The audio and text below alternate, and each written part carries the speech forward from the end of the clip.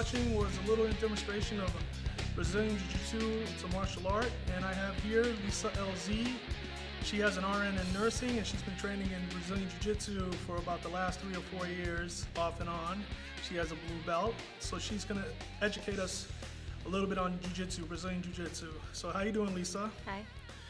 All right, first question, Lisa. What is, in your words, what is Brazilian Jiu-Jitsu? Brazilian Jiu-Jitsu is a type of martial arts that helps a weaker person be able to defend themselves against someone that's much stronger.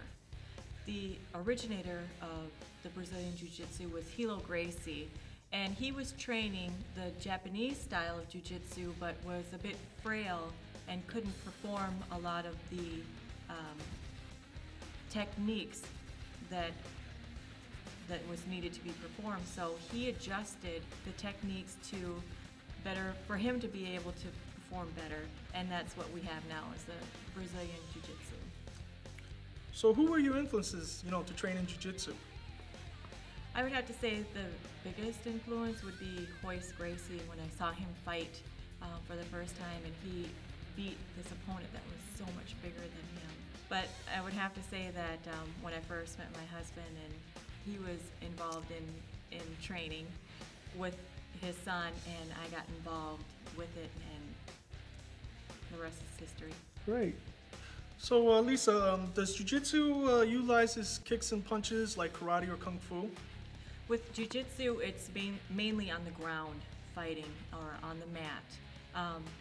And by getting your opponent on the ground, it kind of takes away a lot of the kicking and the punching. And what's good about Jiu-Jitsu is it doesn't matter if you're on top of your opponent or if your opponent's on top of you. Because of the techniques that you learn, you're able to submit whether you're on top or bottom. Okay, wow. When you say fight, do you mean a real fight? Do you guys actually fight?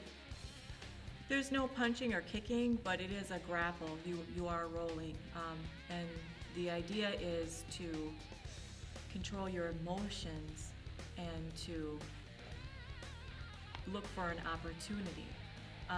As you know, when many people do get into a fight, they spaz out and they just use all their energy up like within a minute. But with Jiu-Jitsu, it's more about waiting for the opportunity, being totally relaxed, and being methodical.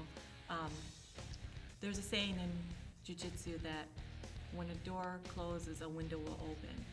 And it's like one big chess match where you're just waiting for the opportunity, you're setting it up, and when you go in for your opportunity, if that doesn't work, and then you transition and go to the next move until you come up with the submission.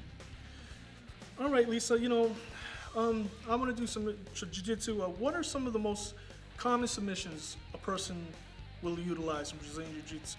Well, for chokes, you have the rear naked choke, the triangle choke, and the guillotine choke. Okay. And for some of the joint locks, you'd have either the Kimura or the arm bar. And for some of the leg locks, it would be a knee bar, a heel hook, or a toe hold. And it may sound simple, but there are hundreds of ways that you could perform any one of these submissions. Wow. Okay. Well, thank you, Lisa, for this interview. I've learned a lot today about Brazilian Jiu-Jitsu, and I hope the rest of you have. And thank you.